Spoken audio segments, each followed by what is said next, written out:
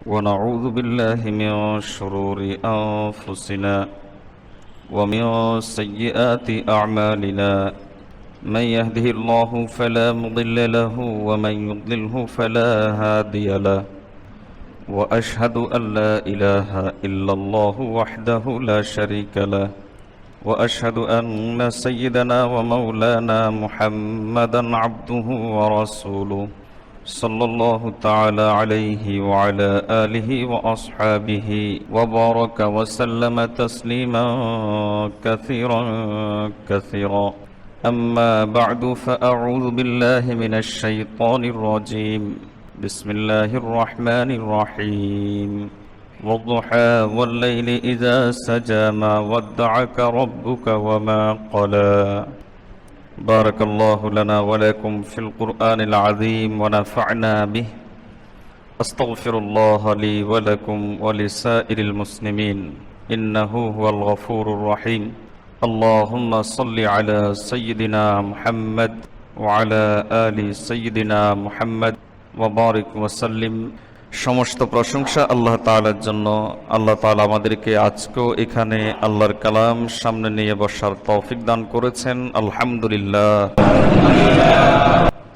আজকেও আপনাদের সামনে কোরআন মজিদের 93 নম্বর সূরা, বহুল পঠিত এবং তেলাওয়াতকৃত একটি সূরা, যে সূরা আমরা নামাজে অনেকবার শুনেছি, নিজেরাও অনেকবার তেলাওয়াত করেছি, সূরাতুদ দুহা। এর প্রথম 3 আয়াত তেলাওয়াত করা হয়েছে।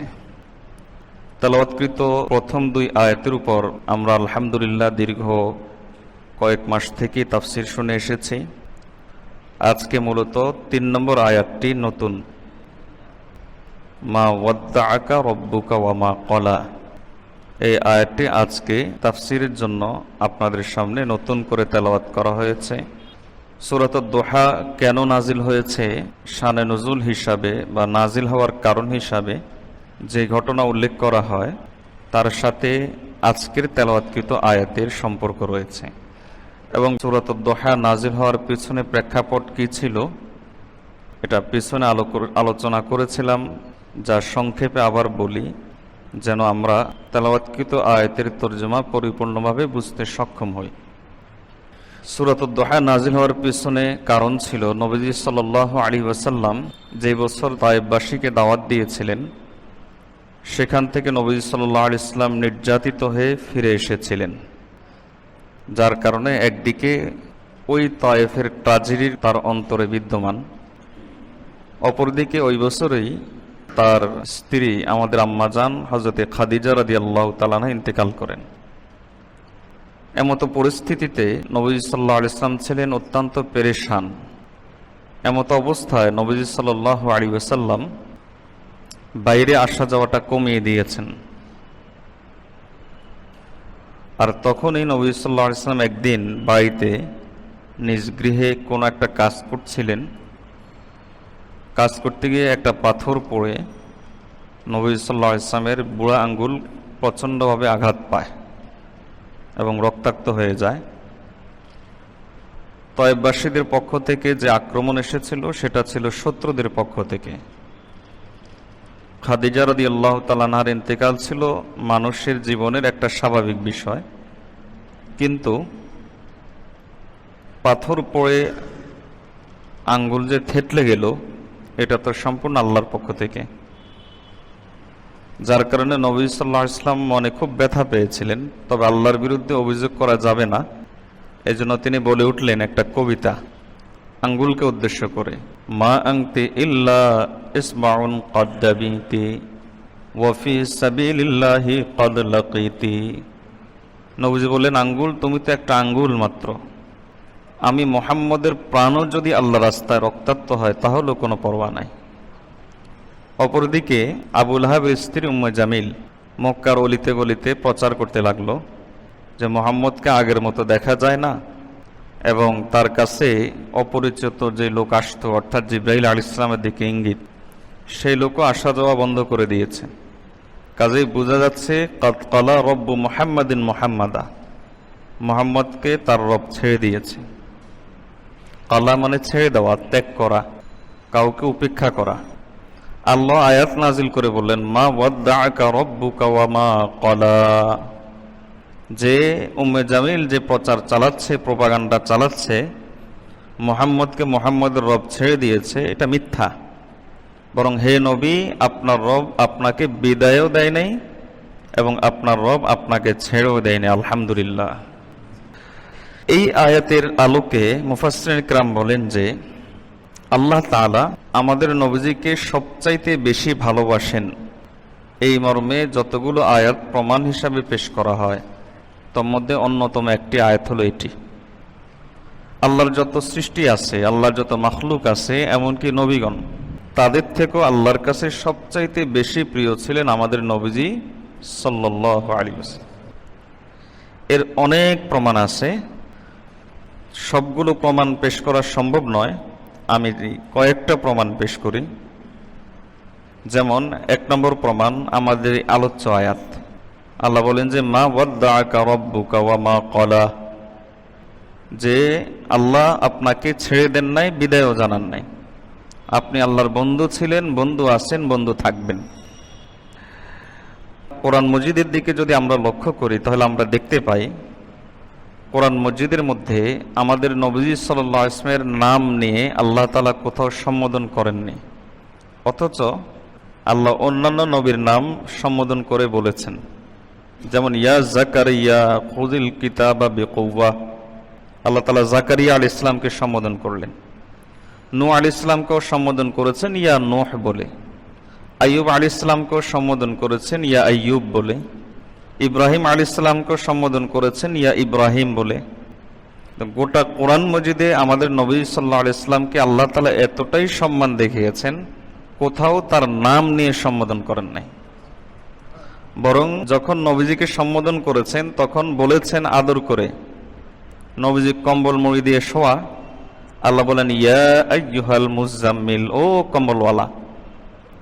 আমরা যেমন ছোট বাচ্চা দেখলে যদি পাঞ্জাবি গায়ে থাকে তাহলে আমরা বলি হুজুর কেমন আছেন, অথচ এখনো হুজুর হয় নাই, হুজুর হবে। কেন বলি? আদর করে, পাঞ্জাবির কারণে। তো ঠিক তেমনিভাবে আল্লাহ মায়া করে বলেন যে ইয়া আইয়ুহাল মুজাম্মিল, ও কম্বলওয়ালা। আবার যখন নবীজির চাদর গায়ে দিয়ে শুয়ে আছেন আল্লাহ ডাক দিচ্ছেন ইয়া আইয়ুহাল মুদ্দাসির, ও চাদর মুড়ি যে শুয়ে আছেন তিনি, ও চাদরওয়ালা। এখান থেকে বোঝা যায় যে অন্যান্য নবীর ক্ষেত্রে আল্লাহ যে আচরণ করেছেন আমাদের নবীজির ক্ষেত্রে ভিন্ন আচরণ করেছেন। এখান থেকে বোঝা যায় যে সকল নবীর চাইতে আমাদের নবীজিকে আল্লাহ সবচাইতে বেশি ভালোবাসেন। দ্বিতীয় প্রমাণ, আল্লাহ তাআলা যত নবী পাঠিয়েছেন সমস্ত নবীর ব্যাপারে একটা বিষয় কমন ছিল। সে কমন বিষয়টা হলো এই, সকল নবীকে তার জাতি উপেক্ষা করেছে, গালিগালাজ করেছে, কুৎসা রটিয়েছে এবং উপহাস করেছে। আমাদের নবীজির বেলাও ব্যতিক্রম হয়নি। আমাদের নবীজিকেও তার জাতি কখনো পাগল বলেছে, কখনো জাদুকর বলেছে, এক এক সময় এক এক কথা বলেছে।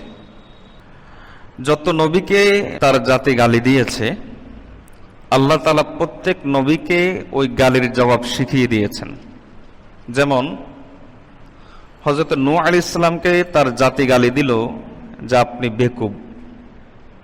আল্লাহ নূহ আলাইহিস সালামকে শিখিয়ে দিচ্ছেন যে হে নূহ, আপনি বলে দিন তাদের জবাবে, যারা আপনাকে এই উপহাস করছে তাদের উপহাসের জবাবে বলে দিন লাইসা বি সাফাহা, আমি বেকুব নই।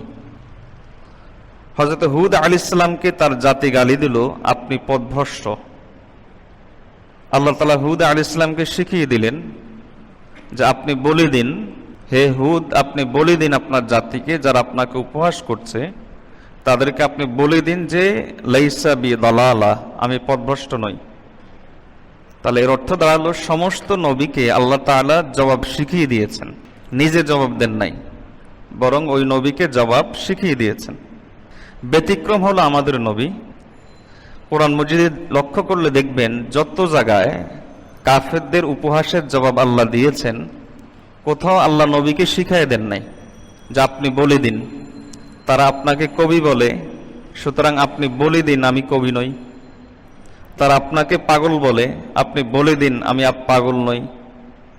এরকম করে আল্লাহ শিখিয়ে দেন নাই, বরং আল্লাহ সমস্ত নবীর ব্যাপারে যে আচরণ করেছেন সেই আচরণ বিধি লঙ্ঘন করে আল্লাহ তাআলা আমাদের নবীজিকে কোনো ব্যক্তি যখন গালি দিয়েছে তখন তিনি জবাব শিখিয়ে না দিয়ে নিজেই জবাব দিয়ে দিয়েছেন।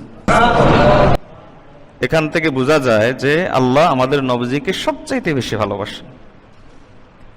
যেমন দেখুন, কিছু লোক বলল যে আপনি কবি। আল্লাহ বলেন যে তোমাদের যে সাথী সে কখনো কবি নয়। কিছু লোক বলল যে আপনি হলেন পাগল। মক্কার কিছু কাফের বলল যে আমাদের নবীজি আল্লাহর কাছে পানা চাই, পাগল। এখন আল্লাহ জবাব শিখিয়ে না দিয়ে বললেন কি, ওয়ামা সাহিবুকুম বিমাজনুন, যে তোমাদের সাথে যেই লোকটা আছে যাকে আমি রাসূল হিসেবে পাঠিয়েছি আমি আল্লাহ বলে দিচ্ছি তিনি কখনো পাগল নয়। দেখেন আয়াতের দিকে লক্ষ্য করেন, আল্লাহ বলেন ইন্নাহুম কানু ইযা কিলা লাহুম লা ইলাহা ইল্লাল্লাহু ইস্তাকবিরুন ওয়া ইয়াকুলুনা আইন্না লাতারিকু আলিহাতিনা লিশাইরিম মাজনুন বাল জাআ বিল হাক্কি ওয়া সাদ্দাকাল মুরসালিন। আল্লাহ বিবরণ দিচ্ছেন কাফেররা কি বলে। আল্লাহ বলেন যে যখন কাফেরদের কাছে লা ইলাহা ইল্লাল্লাহ দাওয়াত দেওয়া হয় তখন তারা জবাবে ইস্তাকবিরুন, অহংকার করে বলে যে আইন্না লাতারিকু আলিহাতিনা লিশাইরিম মাজনুন, আমরা কি একজন পাগল কবির কবিতার কারণে আমাদের ইলাহদেরকে ছেড়ে দেব। এখন অন্য নবীর বেলা হলে আল্লাহ কি করেছেন, আল্লাহ বলে দিয়েছেন আপনি বলে দিন যে আমি এমনটা নয়। এখানে আল্লাহ ভিন্ন ভিন্ন আচরণ দেখালেন। আল্লাহ বলেন যে আমি আল্লাহ বলে দিচ্ছি, আমার নবীর জবাব দেওয়ার দরকার নাই, আমি আমার নবীর পক্ষ থেকে জবাব দিয়ে দিচ্ছি। আমি যে আল্লাহ সৃষ্টি করেছে আমি নিজেই বলে দিচ্ছি, বাল জাআ বিল হাক্কি ওয়া সাদ্দাকাল মুরসালিন, আমার এই নবী পাগলও নয়, আমার এই নবী কবিও নয়, আমার এই নবী সত্য সহকারে এসেছে, সত্যকে প্রতিষ্ঠা করার জন্য এসেছে। কে জবাব দিয়ে দিয়েছেন? কে? লক্ষ্য করুন, একটা আয়াত শুনলে তো আপনারা এক প্রকার মনে মনে হাসবেন। ওই আয়াতটা শোনার আগে আল্লাহর ধৈর্য দেখুন। আল্লাহ তাআলা ফেরাউনের ফেরাউনগিরি সহ্য করেছেন, আল্লাহ কত বড় ধৈর্যশীল। ইবলিস সৃষ্টির পর থেকে এখন পর্যন্ত সে কি পরিমাণ শয়তানি করে আল্লাহ সেগুলো সহ্য করে যাচ্ছেন, আল্লাহ কি পরিমাণ ধৈর্যশীল। আল্লাহ নমরুদের নমরুদগিরি সহ্য করেছেন, আল্লাহ কত বড় ধৈর্যশীল। এমন ধৈর্যশীল আল্লাহ আমাদের নবী সাল্লাল্লাহু আলাইহি ইসলামকে এক কুলাঙ্গার গালি দিল, আল্লাহর কাছে পানা চাই। সে বলে বসলো যে নবীজির চরিত্রে ঠিক নাই, এমন কথা সে বলে বসলো। দেখেন, পাগল বলা অথবা কবি বলা এগুলো এক ধরনের, আর চরিত্র নিয়ে কথা বলা এখানে কিন্তু ভয়াবহ ব্যাপার, যেটা নিয়ে কথা আমাদের নবীজির ব্যাপারে কোনো বেঈমান কাফেরও বলতে পারে নাই। এই কুলাঙ্গার বলে বসলো। আল্লাহ তাআলা তখন একটা আয়াত না বরং একে একে 4-5টা আয়াত নাজিল করলেন। এবং আল্লাহর ভাষা দেখেন, আল্লাহ তাআলা ওই লোকটার 14 গোষ্ঠী উদ্ধার করে ছেড়েছেন। ওই জবাব দিতে গিয়ে আল্লাহ তাআলা ওই লোকের 14 গোষ্ঠী উদ্ধার করে ছেড়েছেন। তার বায়োডাটা আল্লাহ তাআলা আমাদের সামনে ভরে দিয়েছেন। আল্লাহ বলেন ওয়ালা তুতি কুল্লা হাল্লাফিম মাহিন হাম্মাজিম মাশাইম বিনামিম মান্নাইন লিল খায়রি মু'তাদিন আসিম উতুলিম বাদা যালিকা জানিম। আল্লাহ বলেন যে যে লোকটা আপনাকে গালি দিয়েছে এই লোকটার ব্যাপারে আপনাকে তথ্য দিচ্ছি। এই লোকটা হলো হাল্লাফ, কথায় কথায় কসম করে। আর যারা বেশি মিথ্যা কথা বলে এরা শপথ বেশি করে। অর্থাৎ আল্লাহ বুঝাইলেন যে এই লোকটা চরম মিথ্যুক। মাহিন, এই লোকটা অত্যন্ত লাঞ্ছিত, অপদস্থ, আমার কাছে এর চার আনা দামও নাই। হাম্মাজ, এই লোকটা চগলখোর, এই লোকটা মানুষের পিছনে দোষ বলে বেড়ায়। এই কাজটা কি ভালো মানুষে করে বলেন? মাশাইম বিনামিম, এই লোকটা একজনের কথা আরেকজনের কাছে গিয়ে লাগায়। তো ও উপহাস করেছে বা গালি দিয়েছে একটা বলে, আল্লাহ কতগুলো বলে দিচ্ছেন। এরপর আল্লাহ বলেন যে আরো আছে মান্নাইন লিল খাইর, এই লোকটা নিজে তো ভালো না আর অন্যদেরকেও কখনো ভালো কাজ করতে দেয় না। এবার কি পরিমাণ খারাপ এই লোকটা! আল্লাহ বলেন যে উতুল্লিন, এই প্রচন্ড অহংকারী। আল্লাহ বলেন যে বাদা যালিক, আল্লাহর ভাষার দিকে লক্ষ্য করেন। আল্লাহ বলেন যে বাদা যালিক, আরো আছে, মানে এখনো শেষ হয় নাই এই লোকটার ব্যাপারে, আরো আছে। আরো আছে কি? বাদা যালিকা জানিম, আরো আছে। আরো আছে হলো এই লোকটা হলো হারামজাদা, এই লোকের জন্মের ঠিক নেই। তাহলে আল্লাহ তার ধৈর্যের সাথে এই জবাবগুলোর ভাষার সাথে মিলান। একদিকে আল্লাহ কি পরিমাণ ধৈর্যশীল, আর একদিকে নবীজিকে যখন গালি দিল তিনি কতগুলো কথা বলে দিলেন।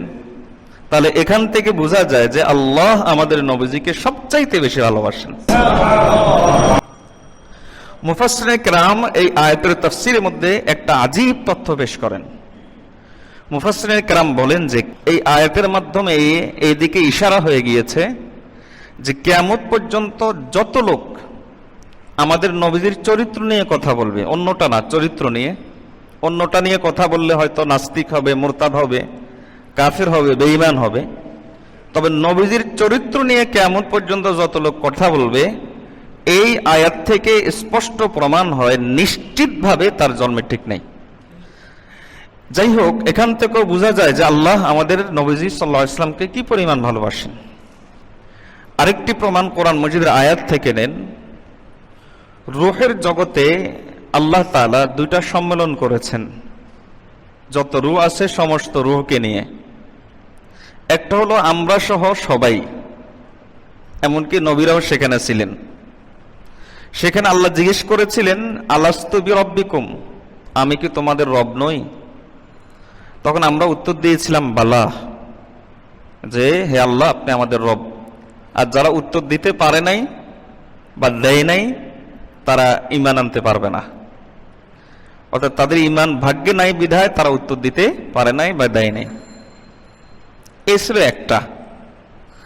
আর আরেকটা ছিল কেবলমাত্র নবীদেরকে নিয়ে, সেখানে আর কেউ ছিল না, সেখানে কেবলমাত্র নবীদের রূহ ছিল।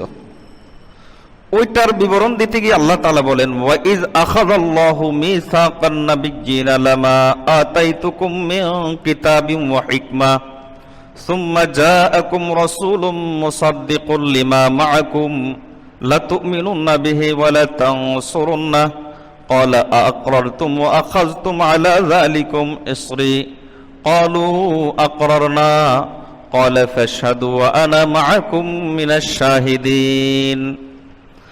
আল্লাহ বলেন যে আমি সমস্ত নবীদের কাছে একটা ওয়াদা নিয়েছিলাম। লক্ষ্য করুন, সেখানে আর কোনো ব্যক্তি নাই, যত বড় ওলি হোক সেখানে নাই, কেবলমাত্র নবীগণ। সমস্ত নবীর সাথে আমি একটা ওয়াদা অনুষ্ঠান করেছিলাম রূহের জগতে। সে ওয়াদা অনুষ্ঠানে আমি সমস্ত নবীকে সম্বোধন করে বলেছিলাম যে আমি তোমাদেরকে কিতাব এবং হিকমত দিব, মানে আমি তোমাদেরকে নবুয়ত দিব, তোমরা আমার নবী, এজন্য তোমাদেরকে আলাদা করে এখানে একসাথ করা হয়েছে। এরপরে সুম্মা জাআকুম রাসূলুন, একে একে তোমরা যখন পৃথিবীতে যাবে, যাওয়ার পরে একটা পর্যায়ে সকলেই তোমরা পৃথিবীতে যাবে, একটা পর্যায়ে তোমরা আবার পৃথিবী থেকে বিদায় নেবে। তোমরা সকলেই যে পৃথিবীতে গিয়ে সেখান থেকে আবার বিদায় নেওয়ার পর আমি আল্লাহ একজন রাসূল পাঠাবো। সুবহানাল্লাহ, নবীদেরকে তথ্য দিচ্ছেন যে তোমাদের সকলের পরে আমি আল্লাহ একজন রাসূল পাঠাবো। সে রাসূল এসে কি করবে? মুসাদ্দিকুল লিমা মাআকুম, সে রাসূল এসে কিয়ামত পর্যন্ত যত মানুষ আছে সমস্ত মানুষের সামনে তোমাদের পরিচয় করিয়ে দিবে। বলুন তো, আদম আলাইহিস সালাম নবী, আমাদের নবীজি যদি এই পরিচয়টা না দিতেন আমরা কি তাকে নবী হিসাবে জানতাম? এবং ইব্রাহিম আলাইহিস সালাম নবী, আমাদের নবীজি যদি এই তথ্যটা আমাদেরকে না দিতেন আমরা কি ইব্রাহিম আলাইহিস সালামকে নবী হিসাবে জানতাম? তো এটাই আল্লাহ বলেছেন যে তিনি সকলের পরে আসবেন, আসার পরে আপনাদের সকলকে, তোমাদের সকলকে কিয়ামত পর্যন্ত সমস্ত মানুষের কাছে পরিচয় করিয়ে দিবে। এই অংশে এসে, এই জায়গাতে এসে একটা একটা বিষয়ের প্রতি আকর্ষণ করি, সেটা হলো যে নবীর নাম আমাদের নবী নেই নাই নবী হিসাবে, সেই লোককে নবী বলার কোনো সুযোগ নাই। কথাটা বুঝাতে পেরেছি? যেমন অনেকে বলে যে গৌতম বুদ্ধ নাকি নবী ছিল। বলুন তো, গৌতম বুদ্ধের নাম আমাদের নবীজি কি নবী হিসাবে নিয়েছেন? এই আয়াত থেকে বোঝা যায় যার নাম আমাদের নবী হিসাবে নেয় নাই, কিয়ামত পর্যন্ত সে মানুষের কাছে নবী হতে পারবে না। এবার কিয়ামত পর্যন্ত যারা নবুয়তের দাবি করবে, মিথ্যুক, গোলাম আহমদ কাদিয়ানী সহ যারা আছে, বলেন তো আমাদের নবী কি বলে গেছেন যে গোলাম আহমদ কাদিয়ানী একজন নবী? সুতরাং কিয়ামত পর্যন্ত কোন ব্যক্তির নবুয়তের দাবি করতে হলে আমার নবীর সত্যায়ন লাগবে, যে তিনি তাকে নবী হিসাবে বলেছেন কিনা। যদি তার সত্যায়িত পত্র না থাকে, তার সত্যায়ন যদি না থাকে, তাহলে সেই লোকটা মিথ্যুক কিংবা ভণ্ড ছাড়া আর কোনো কিছু নয়। তো যাই হোক, এরপরে দেখেন আল্লাহ তাআলা বলেন যে তোমাদের সকলের পরে তিনি আসবেন, তার সাথে তোমাদের আচরণ হবে দুইটা। তিনি তোমাদেরকে সত্যায়ন করবেন, তার সাথে তোমাদের কি আচরণ হবে? এক নম্বর আচরণ হবে লা তুমিনুন্না বিহি, তোমরা তার উপর ঈমান আনবে।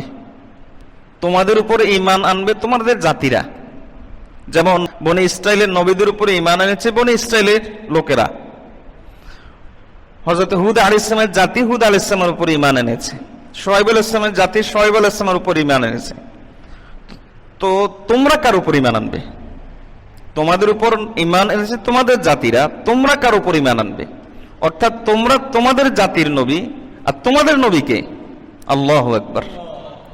আল্লাহ বলেন যে তিনি হবেন তোমাদের নবী, তার উপর তোমরা ঈমান আনবে।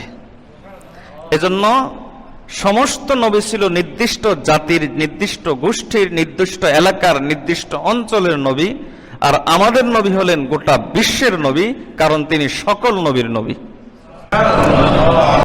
আল্লাহ বলেন যে দ্বিতীয় কাজ হলো ওয়ালা তানসুরুন্নাহ, তোমরা তাকে সাহায্য করবে। এখন প্রশ্ন হলো, নবী আসবেন পরে, তারা সাহায্য আগে কিভাবে করবে? কারণ সাহায্য করার জন্য তো উপস্থিত থাকতে হবে, তাহলে সাহায্যটা করবে কিভাবে? এই প্রশ্নের জবাবে মুফাসসিরিনে কেরাম বলেন যে সাহায্যটা করবে এই মর্মে যে সকল নবীর নবুয়তের দায়িত্বের একটা বিষয় ছিল, এটা নবুয়তের দায়িত্বের অন্তর্ভুক্ত।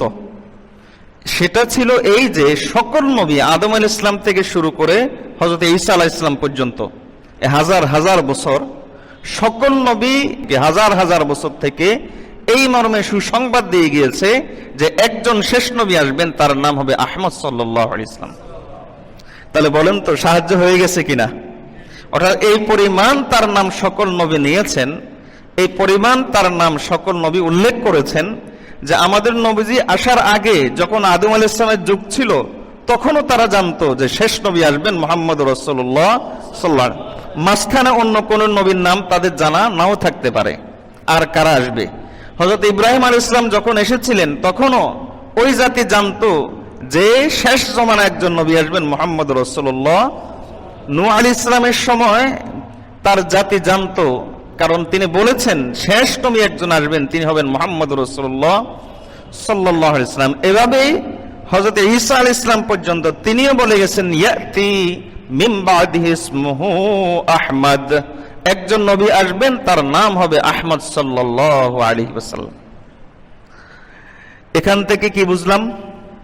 এখান থেকে এই কথা বুঝলাম যে আমাদের নবী ছিলেন নবিয়্যুল আম্বিয়া, সকল নবীর নবী। যেহেতু তিনি ছিলেন সকল নবীর নবী, আর নবীদেরকে আল্লাহ তার সৃষ্টির মধ্যে সবচাইতে বেশি ভালোবাসতেন, আর আমাদের নবী ছিলেন সকল নবীর নবী, সুতরাং বোঝা গেল আল্লাহ তাআলা আমাদের নবীকে সকল নবীর চাইতে বেশি ভালোবাসতেন। আচ্ছা, লক্ষ্য করে দেখুন, এই যে একটা ওয়াদা অনুষ্ঠান হয়ে গেল নবীদের সাথে, এখানে বলেছেন আল্লাহ, শুনেছেন সকল নবী, শ্রোতা হলো সকল নবী। এখন এই সম্মেলনটার, এই কথাবার্তাগুলোর, এই ওয়াদা অনুষ্ঠানের কোনো সাক্ষী রাখার দরকার ছিল? কোনো দরকার ছিল না, কারণ বক্তা স্বয়ং আল্লাহ, আর শ্রোতা নবীগণ, যাদের চাইতে উত্তম এবং পবিত্র রূহ আর হতেই পারে না। তো এমন আল্লাহ আর এমন শ্রোতা, এখানে সাক্ষী রাখার দরকার কি? আল্লাহ বলেন যে না, যথেষ্ট হয় নাই। আমি আমার নবীকে এই যে মর্যাদাটা দিলাম, এই ব্যাপারে তোমরা কি বলো? আমার কাছে তোমরা স্বীকারোক্তি দাও। আকরারতুম, তোমরা কি আমার এই নবীকে শেষ নবী এবং শ্রেষ্ঠ নবী হিসাবে স্বীকার করে নিয়েছো? তখন সমস্ত নবী সমস্বরে বললেন আকরারনা, আমরা সবাই এই কথা স্বীকার করে নিয়েছি। আল্লাহ বলেন যে ফাশহাদু, আজকের এই ওয়াদা অনুষ্ঠানের এক সাক্ষী থাকা দরকার। আর সাক্ষী গোটা সৃষ্টি জগতের মধ্যে তোমাদের চাইতে উত্তম সাক্ষী আর কে হইতে পারে? কারণ নবীগণ ছিলেন সবচাইতে উত্তম এবং সত্যবাদী। সুতরাং তোমরা নিজেরাই সাক্ষী থাকো, আমি এই নবীকে সকল নবীর নবী বানিয়েছি। আচ্ছা, এখানেই তো যথেষ্ট হয়ে যেত, কিন্তু আল্লাহ তাআলা বিষয়টাকে মজবুতির উপর মজবুতি করেন, বিষয়টাকে আরো বেশি শক্তিশালী করেন। আল্লাহ বলেন ওয়া আনা মাআকুম মিনাশ শাহিদিন, আমি আল্লাহ স্বয়ং তোমাদের সাথে একজন সাক্ষী হিসেবে আছি। এখান থেকে বোঝা যায় যে আমাদের নবীজিকে আল্লাহ সবচাইতে বেশি ভালোবাসেন। আমাদের নবীজি সাল্লাল্লাহু আলাইহি ওয়াসাল্লামকে আল্লাহ যে সবচাইতে বেশি ভালোবাসেন, দেখেন আরেকটি প্রমাণ। সাহাবায়ে কেরাম রাদিয়াল্লাহু তাআলা আজমাইন একবার নবীজির হাতে বায়াত নিয়েছেন। কেন? ওসমান রাদিয়াল্লাহু তাআলা সম্পর্কে একটা ভুল তথ্য ছড়িয়ে পড়েছে সাহাবায়ে কেরামের মাঝে। সাহাবায়ে কেরাম উমরা করার উদ্দেশ্যে রওনা দিয়েছেন, প্রতিমধ্যে কাফেররা বাধা দিল। সংক্ষিপ্ত ইতিহাস, কাফেররা বাধা দিল। তখন তাদের সাথে আলোচনা চালানোর জন্য যে বাধা না দিয়ে তোমরা আমাদেরকে এবছর উমরাটা সম্পাদন করতে দাও, এরকম একটা চুক্তি করার জন্য হযরত ওসমান রাদিয়াল্লাহু তাআলাকে নবীজি পাঠিয়েছেন। ওসমান রাদিয়াল্লাহু তাআলা ছিলেন ঈমান গ্রহণ করার আগ থেকেই তিনি ধনী ছিলেন এবং দানশীল ছিলেন, যার কারণে তিনি সেখানে গিয়ে মক্কার মানুষদের সাথে আগের যারা ছিল প্রত্যেকের সাথে, অমুকের সাথেও দেখা হয়, বলেন চলেন আমার বাড়িতে একবেলা খান, তার সাথেও দেখা হয়, চলেন আমার বাড়িতে একবেলা খান। এরকম করতে করতে ওসমান রাদিয়াল্লাহু তাআলার যথেষ্ট সময় ওখানে কেটে গেছে। এদিকে মুনাফিক গোষ্ঠী একটা কথা প্রপাগান্ডা ছড়িয়ে দিল যে ওসমান রাদিয়াল্লাহু তাআলাকে কাফেররা হত্যা করে দিয়েছে। রাসূলুল্লাহ সাল্লাল্লাহু আলাইহি ওয়াসাল্লাম তখন সঙ্গে সঙ্গে বায়াত গ্রহণ করেছেন। এখানে একটা জিনিস ইঙ্গিত হয়ে গেছে যে ওসমান রাদিয়াল্লাহু তাআলা শহীদ হবেন, যদিও তখন হয় নাই, কিন্তু সামনে হবে। আর ওই ওসমান রাদিয়াল্লাহু তাআলা শহীদ হলে সেই শাহাদাতের বদলা মুসলিম উম্মাহকে নিতে হবে, এই কথার প্রতি ইঙ্গিত হয়ে গেছে। যাই হোক, তো রাসূলুল্লাহ সাল্লাল্লাহু আলাইহি ওয়াসাল্লাম সাহাবায়ে কেরামের হাত থেকে বায়াত নিলেন। সাহাবায়ে কেরাম রাদিয়াল্লাহু তাআলা আজমাইন সকলের হাতের উপর কার হাত? নবীজির হাত। সকলে হাত দিয়েছেন, সবার হাতের উপর নবীজির হাত। এখন এখানে আল্লাহ তাআলা কি বলেন দেখেন। আল্লাহ তাআলা বলেন যে ইন্নাল্লাযীনা ইউবাইউনাকা ইন্নামা ইউবাইউনাল্লাহ, যারা আপনার হাতে বায়াত নিয়েছে এরা তো আপনার হাতে বাহ্যিক দৃষ্টিতে বায়াত নিয়েছে, মূলত এরা আপনার মাধ্যমে আমার হাতে বায়াত নিয়েছে। কি পরিমাণ মর্যাদা আমাদের নবীজিকে দিয়েছেন। আমরা যেমন বলি যে অমুককে পাঠাইলাম, মনে করুন যে আমিই গেছি, ঠিক এই পদ্ধতিতে আল্লাহ তাআলা বলেন যে যারা আপনার হাতে বায়াত নিয়েছে তারা যেন আমার হাতে বায়াত নিয়েছে। কেন? ইয়াদুল্লাহি ফাওকা আইদিহিম, কারণ সকলের হাতের উপর ছিল আপনার হাত, আর আপনার হাতের উপর ছিল আমার হাত। কি পরিমাণ ভালোবাসেন আমাদের নবীজি সাল্লাল্লাহু আলাইহি ওয়াসাল্লামকে। আলহামদুলিল্লাহ, আল্লাহ তাআলা আমাদেরকে এত বড় নবীর উম্মত বানিয়েছেন। আলহামদুলিল্লাহ, আল্লাহ তাআলার কাছে লাখো কোটি শুকর। এই শুকর আদায়ের জন্য যদি আমরা সারা জিন্দেগি সিজদায় পড়ে থাকি, তো আমরা এত বড় শুকর আদায় করতে পারবো না। আল্লাহ আমাদেরকে এত বড় নবীর উম্মত বানিয়েছেন, আমরা তো আল্লাহর কাছে দরখাস্ত করিনি, আল্লাহকে বলি নাই যে আমাদেরকে এত বড় নবীর উম্মত বানান। আমরা আল্লাহর কাছে বলি নাই, বিনা দরখাস্তে আল্লাহ আমাদেরকে এত বড় নবীর উম্মত বানিয়েছেন। এজন্য আল্লাহর কাছে লাখো কোটি শুকর, আলহামদুলিল্লাহ। আল্লাহ তাআলা কোরআন মাজিদের মধ্যে বলেন, দেখেন ওয়ারাফা'না লাকা যিকরাক, ওগো রাসূল সাল্লাল্লাহু আলাইহি ওয়াসাল্লাম, আমি আপনার আলোচনাকে এত বেশি সম্মানিত করেছি, এত বেশি সম্মানিত করেছি যে সমস্ত মাখলুকের আলোচনার উপর আপনার আলোচনা করে দিয়েছে। এই কারণে দেখবেন আল্লাহ তাআলা আমাদের নবীজির নাম ঠিক তত জায়গায় রেখেছেন যত জায়গায় নিজের নাম রেখেছেন। আল্লাহু আকবার। আপনি লক্ষ্য করেন কালিমাতে আছে লা ইলাহা ইল্লাল্লাহ, সাথে আছে কি? আজানে আছে আশহাদু আল্লা ইলাহা ইল্লাল্লাহ, সাথে আছে কি? মুহাম্মাদুর, আশহাদু আন্না মুহাম্মাদুর রাসূলুল্লাহ। ইকামতে আছে আশহাদু আল্লা ইলাহা ইল্লাল্লাহ, সাথে আছে কি? আশহাদু আন্না মুহাম্মাদুর রাসূলুল্লাহ। নামাজের মধ্যে আছে আমরা তাশাহুদ পড়ি, আবার সাথে আছে দুরূদ। তাশাহুদের সঙ্গে আছে কি? দুরূদ। কবর জগতে যান, কবর জগতে আপনাকে একটা প্রশ্ন করা হবে রব সম্পর্কে, আবার আরেকটা প্রশ্ন করা হবে কার সম্পর্কে? নবী সাল্লাল্লাহু আলাইহি ওয়াসাল্লাম সম্পর্কে। হাসরের ময়দানে যান, গোটা হাসরের ময়দানের মধ্যে সিংহাসন মাত্র দুইটা হবে। একটা হবে স্বয়ং আল্লাহর, এই সিংহাসনের নাম হল আরশ আজিম। আর সমস্ত মাখলুকের পক্ষ থেকে আরেকটা সিংহাসন হবে। তৃতীয় নম্বর কোন সিংহাসন বসবে না। যে দ্বিতীয় সিংহাসনটা হবে সেই সিংহাসনটা হবে আমাদের নবীজির। আল্লাহর সিংহাসনের নাম হলো আরশ আজিম, আর আমাদের নবীজির সিংহাসনের নাম হলো মাকামে মাহমুদ। এমনকি আপনি জান্নাতে যান, জান্নাতের গেটে এক পাশে লেখা আছে লা ইলাহা ইল্লাল্লাহ, আরেক পাশে লেখা আছে মুহাম্মাদুর রাসূলুল্লাহ। এমনকি আপনি জান্নাতের ফলগুলোতে দেখেন, জান্নাতের ফলগুলোতে এক কিনারে লেখা আছে লা ইলাহা ইল্লাল্লাহ, তো আরেক পাশে লেখা আছে মুহাম্মাদুর রাসূলুল্লাহ। এমনকি আপনি হুরের কপালে যদি দেখেন, হুরের কপালে লেখা আছে লা ইলাহা ইল্লাল্লাহ, সাথে আছে মুহাম্মাদুর রাসূলুল্লাহ। জাহাঁ তক হ্যায় রবুবিয়ত খুদা কা ওয়াহাঁ তক হ্যায় নবুওয়ত মুস্তাফা কা। যেখান পর্যন্ত আল্লাহ তার রাজত্ব রেখেছেন সেখান পর্যন্ত তিনি আমাদের নবীর নবুয়ত রেখে দিয়েছেন। আল্লাহ তাআলা আমাদের নবী সাল্লাল্লাহু আলাইহি ওয়াসাল্লামকে এত বেশি সম্মানিত করেছেন। আল্লাহ আমাদেরকে এত বড় নবীর উম্মত বানিয়েছেন, এজন্য আমরা আবার মনের গহীন থেকে আল্লাহর শুকর আদায় করি, আলহামদুলিল্লাহ। আমাদের নবী সাল্লাল্লাহু আলাইহি ওয়াসাল্লামকে আল্লাহ এত সম্মানিত করেছেন কেবলমাত্র তার সম্মান এর কথা শুনবো আর বলবো এটার জন্য, না অন্য কোনো একটা উদ্দেশ্য আছে? সে উদ্দেশ্য হলো আল্লাহকে পাওয়া। কাকে পাওয়া? দেখেন কতটা সম্মানিত করলে আল্লাহ বলেন কুল ইন কুনতুম তুহিব্বুনাল্লাহা ফাত্তাবিউনি ইউহিব্বুকুমুল্লাহ। তোমরা যদি আমাকে ভালোবাসো তাহলে এই যে আমি একজন সম্মানিত নবী তোমাদেরকে দিলাম তার অনুসরণ করো। তার অনুসরণ করলেই প্রমাণ হবে তোমরা আমাকে ভালোবাসো। সুতরাং নবী সাল্লাল্লাহু আলাইহি ওয়াসাল্লামের এই যে সম্মান, এই যে মর্যাদা, এটা যদি আমি আমার জিন্দেগিতে মাখাতে চাই তাহলে একটাই রাস্তা, সেটা হলো নবী সাল্লাল্লাহু আলাইহি ওয়াসাল্লামের সুন্নত অনুসরণ করা। একটা দুলহানকে যখন বরের উদ্দেশ্যে সাজানো হয় তখন তার যেই অঙ্গেই অলংকার রাখা হয় ওই অঙ্গেরই সৌন্দর্য বেড়ে যায়। মাথায় টিকি দিলে মাথার সৌন্দর্য বাড়ে, কানে ফুল পড়লে কানের সৌন্দর্য বাড়ে, নাকে ফুল পড়লে নাকের সৌন্দর্য বাড়ে, হাতে চুড়ি দিলে হাতের সৌন্দর্য বাড়ে। তো যেই অঙ্গেই অলংকার রাখা হয় ওই অঙ্গেরই সৌন্দর্য বেড়ে যায়। ঠিক তেমনি ভাবে আমাদের জিন্দেগির যে অংশে নবীজির সুন্নত আসবে ওই অংশটাই আল্লাহর কাছে মায়ার হয়ে যাবে। আল্লাহ তাআলা যেভাবে নবী সাল্লাল্লাহু আলাইহি ওয়াসাল্লামকে যত্ন দিয়ে মায়া করে লালন পালন করেছেন, ঠিক তেমনি ভাবে আমরা যদি নবী সাল্লাল্লাহু আলাইহি ওয়াসাল্লামের সুন্নতকে ধরে রাখি আল্লাহ তাআলা আমাদেরকেও মায়ার সাথে লালন পালন করবেন।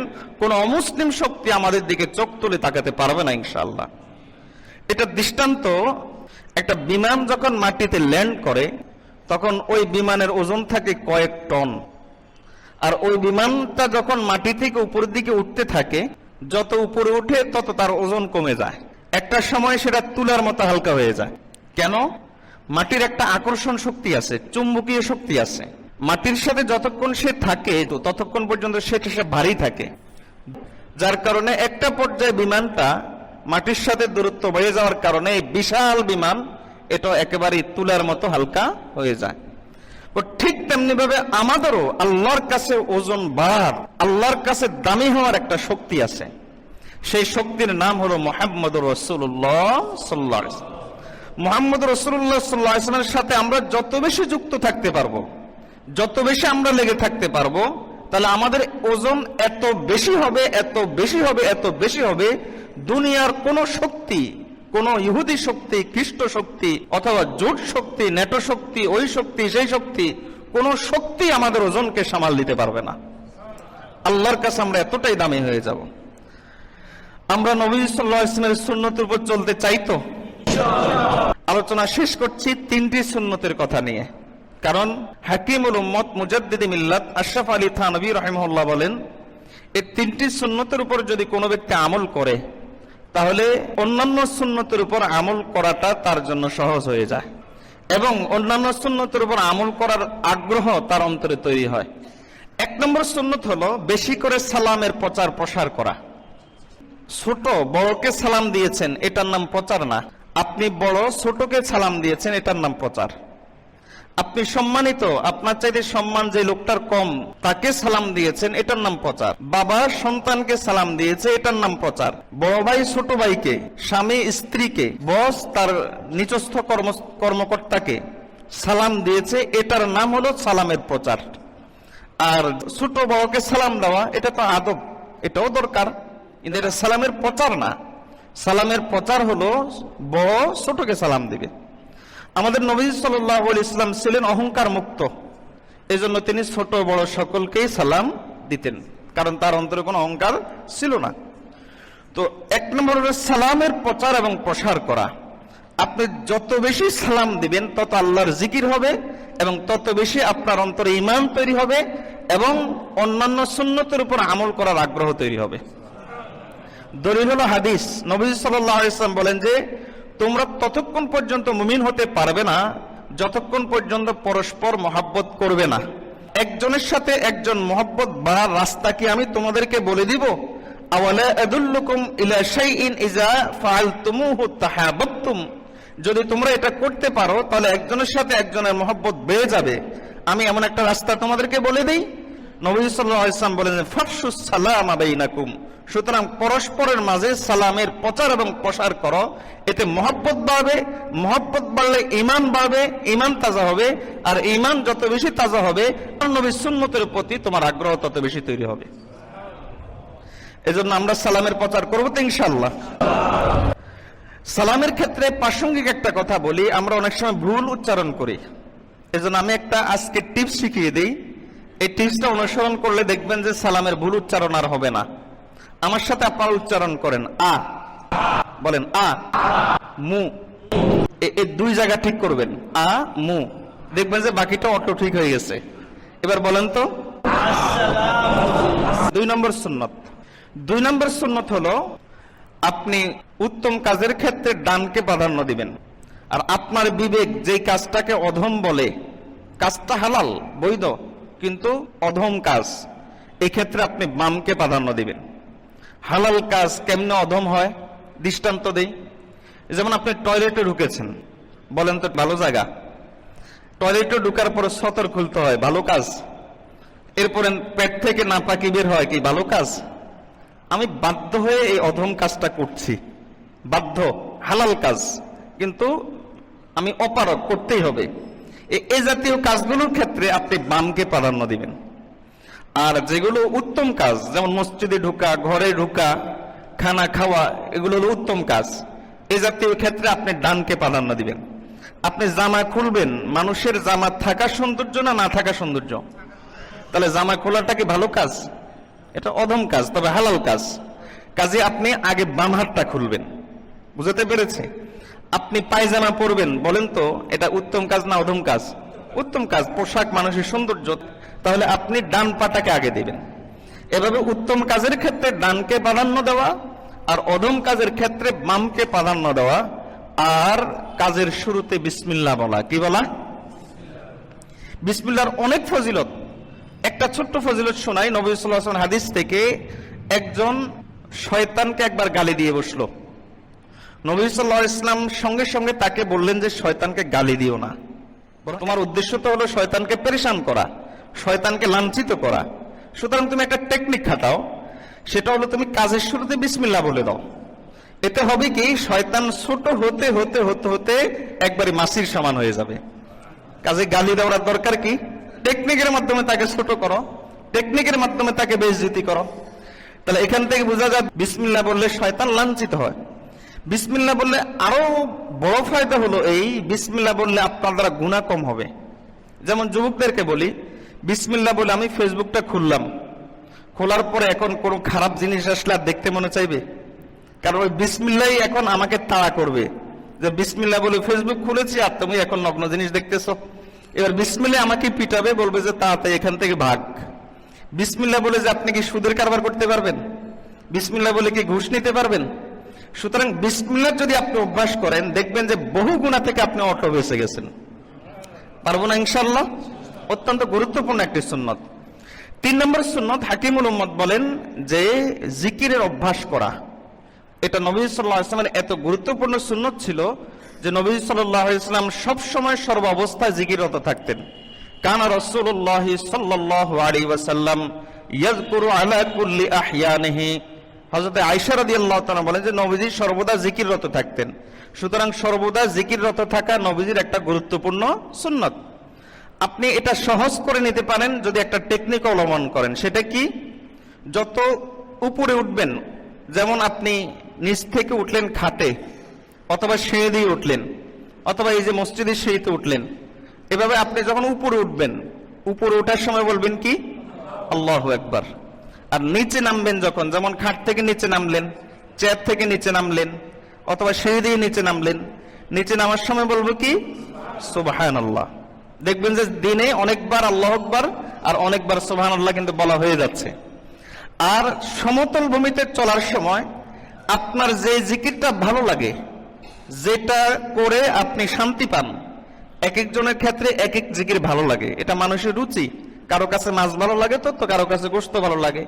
এক একজনের কাছে সুবহানাল্লাহ বলতে ভালো লাগে, কারো কাছে আলহামদুলিল্লাহ বলতে ভালো লাগে, কারো কাছে আস্তাগফিরুল্লাহ বলতে ভালো লাগে, কারো কাছে শুধু আল্লাহ আল্লাহ বলতে ভালো লাগে। আপনার কাছে যে জিকিরটা ভালো লাগে, সমতল ভূমিতে চলার সময় সেই জিকিরটা করবেন। এমনটা যদি করতে পারেন, लब में हरदम जिक्र भी हो, दिल में हरदम फिक्र भी हो, फिर तो बिल्कुल रास्ता है साफता दरबार शाह। এভাবে যদি আপনি জিকিররত থাকতে পারেন, তাহলে আল্লাহ পর্যন্ত পৌঁছার রাস্তা আপনার জন্য একেবারেই পরিষ্কার।